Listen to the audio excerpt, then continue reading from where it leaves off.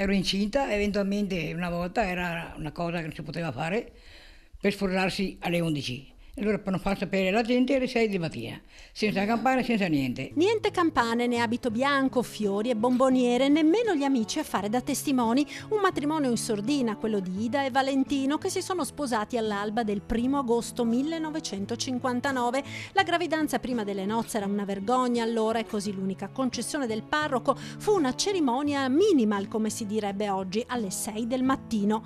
60 anni sono passati e nel giorno delle nozze di diamante il ricordo di quel 1° agosto è vivo come se fosse ieri.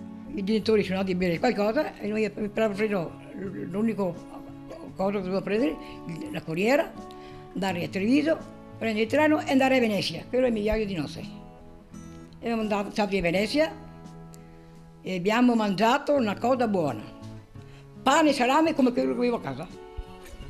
E così è iniziata la lunga storia d'amore di Ida Scandiuzzi, classe 1940, e Valentino Dariol, del 38, di San Giacomo. Una vita insieme tra gioie ma anche difficoltà e tanto lavoro per entrambi. Lavoro tanto e tribolazione per levare i tosati, di parte ero sempre sola perché lui era sempre fuori per lavoro, tornava ogni 15 giorni, dopo avevo fatto i lavori, avevo un pezzo di terra dove lavorare anche a quella, mettere davanti alla baracca, era così una volta. È sempre andata bene, è mancato un po' tutto, perché io ero sempre fuori per lavoro, venivo a casa, l'Italia l'ho girata tutta, sono arrivato fino a Nuoro, basta.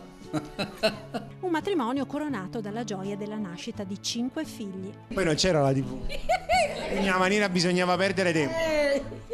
Ma veramente, non c'era proprio la TV una volta. Non c'era TV, non c'era lavatrice, non c'era niente. Oggi la festa assieme a figli e nipoti per un traguardo che al giorno d'oggi pochi sposi riescono a raggiungere.